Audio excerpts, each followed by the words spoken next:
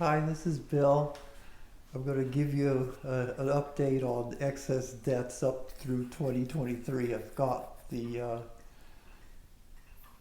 final year's data from the CDC now, so I can update the earlier report I had, but really only had about 8 months of data for some categories and even less for others. So, yep, we'll see what the cat.gov organization has to say about this. And yeah, let's get into this. Okay, I'm going to use the same methods I have used before. Um, the I, the idea is to try to assess how many excess deaths occurred during the COVID period, which began in 2020. Maybe we could say it's actually ending now in 2023. So what you see is a line of U.S. deaths. Of course, very clearly see it spike up in 2020 and 2021, and then in 2022 it's coming down, and then now in 2023 it's come down some more. What I find interesting is that no one seems to be interested in this stuff. I mean, you kind of just get two points of view here. One being that, oh yeah, all the excess deaths were due to COVID, end of story. And then you get the vaccine skeptics that say that in addition to COVID deaths, there were also additional deaths due to the vaccine. And I am going to present a different view to this. I actually don't think the vaccine really was that big a role, but I do think the lifestyle changes caused by these lockdowns were very significant. That's what I'm going to discuss here. So one of the things that a number of these studies don't really do is take into account the general trend line of deaths. And as you can see, it's steadily going up with time, and that's not surprising. I mean, the population is growing and getting older, so you expect that to go up. So the trick is you want to know how many deaths you may have had in these years after 2019 when we did not have COVID. And so my way of getting at this information is to fit a trend line to this, to the previous data, extrapolate it forward, and use that as an estimate for how many deaths we would have had, say, in 2020 or 2021, 2022, so on, if COVID had never come into our lives. And as you can see, I think this trend line is doing a pretty good job of actually fitting the historic data. So I think you can have some trust that it's probably not producing garbage for the estimate of a normal year's deaths into the future years, accounting for the likely growth of it. Okay, so what I've done here, as I've done before, you break this out into 12 categories of death. And basically, what's listed here is generally the 10 leading non-COVID causes. Then you've got COVID here, and then you got all else, which basically makes up the sum difference to get to the total. And so, and again, data goes from 2010 up to 2023. And so, as you can see, I've actually numbered these in order of leading deaths. I think this is based on 2023. It may not necessarily been the leading numbers, say in 2019 or something. But anyway, so heart disease, you can see it's it's steadily increasing with year, and then it takes a pretty big spike up starting in 2020 and 2021 and 2022, and then it's now coming down. Same for cancer. Unintended injuries is here. Lower respiratory actually seemed to benefit from the COVID period. And by the way, I wonder what lower respiratory is. And in that category, looking up on the internet, that would include things like COPD and pneumonia. Apparently, would be, if you died of those things, that would be considered a death caused by lower respiratory. There's other things in there too, but those are probably the ones we're most familiar with. Here's stroke. See, it spiked up. Alzheimer actually went down. Diabetes spiked up. Flu, which doesn't, which can vary from year to year, actually decreased quite a bit in COVID. That's been noted. Kidney disease went up. Suicides actually went kind of went level, kind of, or a little bit down. And then, of course, COVID, of course, a big increase there. And then everything else to sum it up. Now, underlaid here is a gray line. Like here, that's the trend line. So this is my way of estimating how many excess deaths you had in a given year, taking into account the fact that there was a pre-COVID trend in there to begin with. So the number on the left here is the number of excess deaths, basically from 2020 to 2023, above the trend line here. And, so you got 158,000 for heart disease, 88,900 for cancer. Unintended injuries actually went down by, 1,600. Lower respiratory actually has gone down quite a large amount since 2019, like 56,000. Then you got stroke up to 43,000. Alzheimer's actually went down 56,000. Diabetes has gone up 45,000, and so on and so forth. And then suicides is down 9,700, which a lot of people I don't think expected that, but this is what the CDC is reporting. And then, of course, COVID, you got over 1 million deaths during, I'd say from 2020 up to 2023. And then all else, you have 34,000. Now, the number on the right basically shows you how well the straight line fits the data prior to 2020. So if you got 1, that's like a perfect correlation. You can be confident. If you got 0, or close to 0, as the case of flu, for example, basically there's no really linear trend at all. And for flu, you probably would expect that because there really is no correlation for flu with population increase or aging. It's just you just have bad years for the flu and not so bad years, and that's just generally not correlated with population and the age of the population. So yeah. So anyways, that as I say, that gives you a sense of how well this line is fitting, and probably how confident you can be that it could actually extract a excess death statistic. Okay, this plot is like the previous plot, except what I've done now is subtract out straight line fit from the actual deaths, so that way you get a clear view of what's excess, what's deficit. So 0 would be a normal year. Then you got these dashed lines above and below. That's an estimate of the 95% confidence level, or you can think of it as the uncertainty in coming up with an excess death, like, if you will, the noise in the data.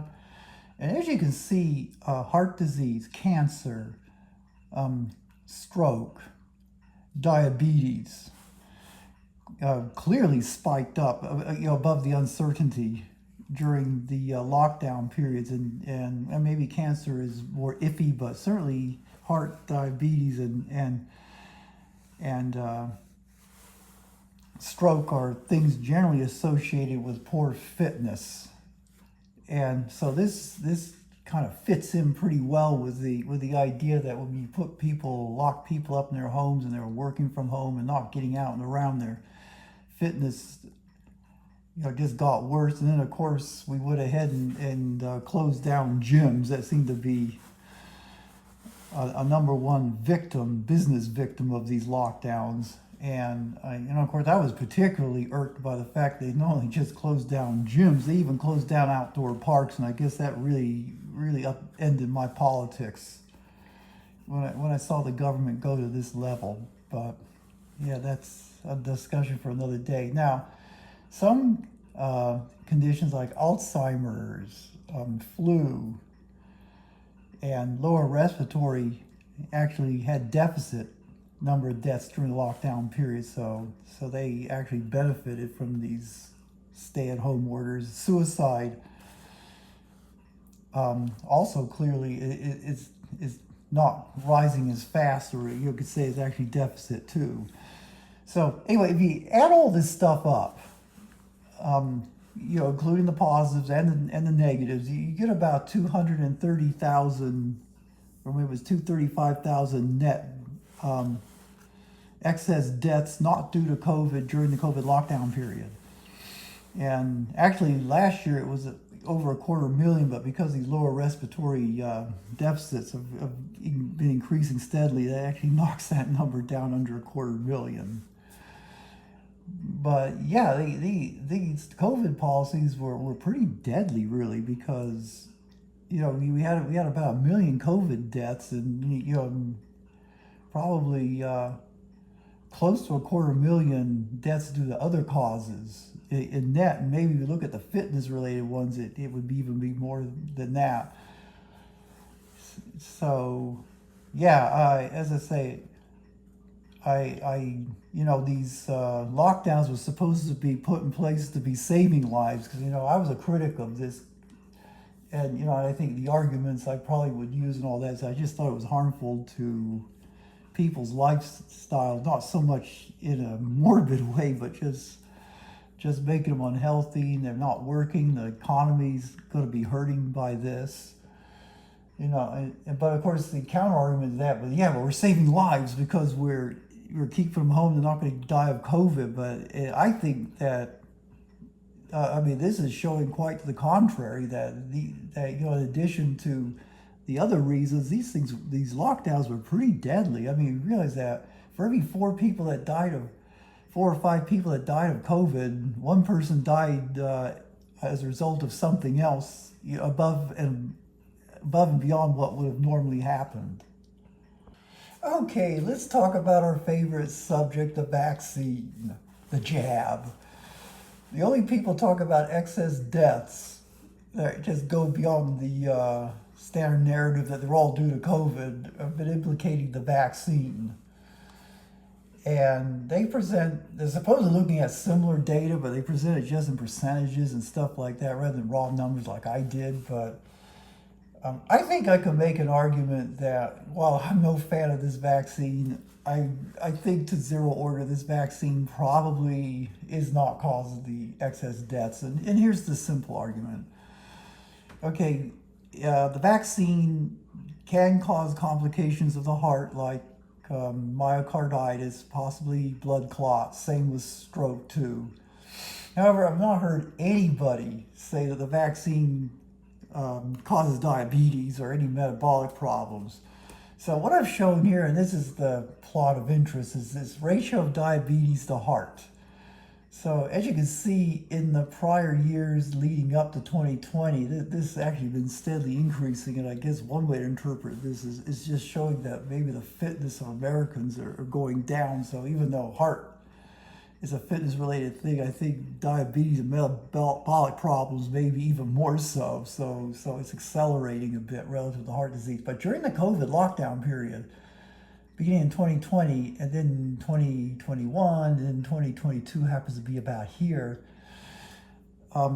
we see that ratio really bump up a lot, which again, shows that the stay-at-home orders or these COVID policies were particularly harmful for people that were subject to possible metabolic problems. So yeah, so here's the anti-vaccine argument, whatever you want to call it, or pro-vaccine argument, depends which way you're looking at this.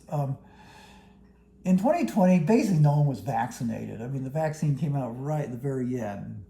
And so we have a ratio up, so this ratio bumped up considerably. And then in 2021 and in 2022, when we probably had 80% of the population vaccinated, I think that's the general number, this ratio still stays pretty high here and about here. And I would argue that if the vaccine was causing a lot of heart problems, but say no metabolic problems, I'm not hearing anyone say it does cause metabolic problems, this ratio after 2020 should have just dumped, probably even below this general line here. And it doesn't do that. So I suspect it was probably the lack of fitness and lifestyle issues were the dominant cause of these deaths and not really the vaccine itself. So, and I got the ratio stroke to heart. I don't really know how to interpret that. I mean, stroke deaths are increasing relative to heart deaths, is what this shows, and it doesn't seem like the lockdowns did anything to change that trend. Cancer to heart, this is this one. Once again, I don't really know how to interpret that other than the fact that during the lockdown periods, it seemed like cancer deaths relative to heart disease deaths actually did go down, relatively speaking, and now they're starting to kind of bounce back up to a normal ratio. COVID, the flu deaths are kind of interesting too, because naturally you got zero for this until 2020, and then you get a peak in 2021 of 10 COVID deaths to every one flu death. But now this value's almost come down to one. In other words, if you get COVID, if your friend gets COVID and you get the flu, you're probably about equally to each other to dying from it. And so, yeah. So, yeah, I hope you find this informative. I guess I'm just really shocked that no one seems to be that interested in this stuff, except for maybe a few anti-vaccine people. And I think this is a really important policy thing for people to think about, especially the CDC and the government, because if another pandemic happens again, and they just say, oh yeah, we're just going to lock down again in the interest of saving lives. I mean, I think what I've shown here clearly shows that it may not save lives at all, but kill people. And I think that's something people should talk about. So, and it's interesting. I probably wouldn't have thought much of this either, other than having all my local parks closed that I used to trade at, which I thought was a pretty draconian, authoritarian overreach of the government, in my opinion. So anyway, I hope you liked the video.